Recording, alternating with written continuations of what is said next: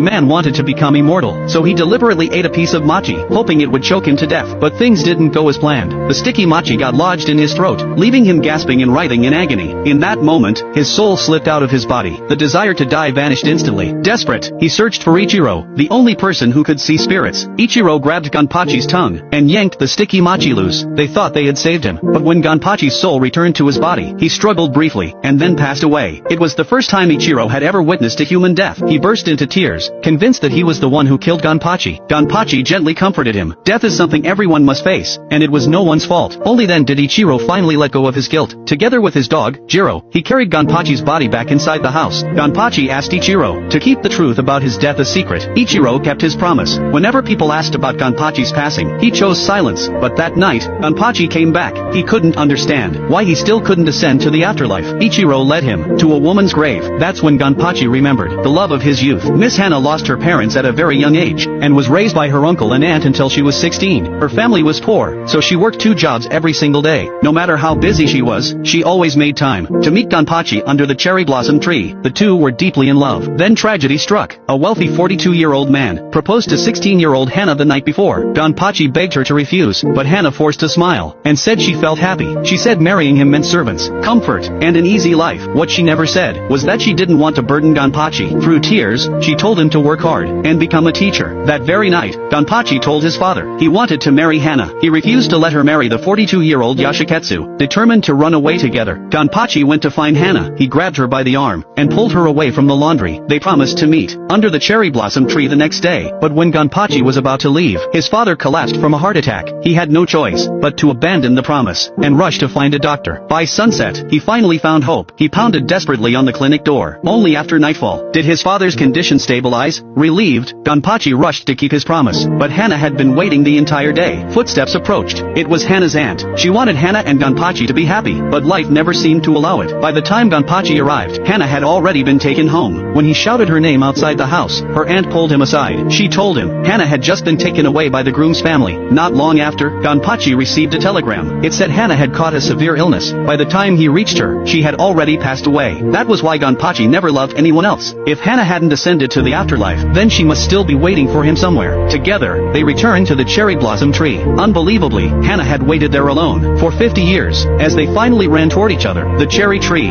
which hadn't bloomed in decades, suddenly burst into full bloom.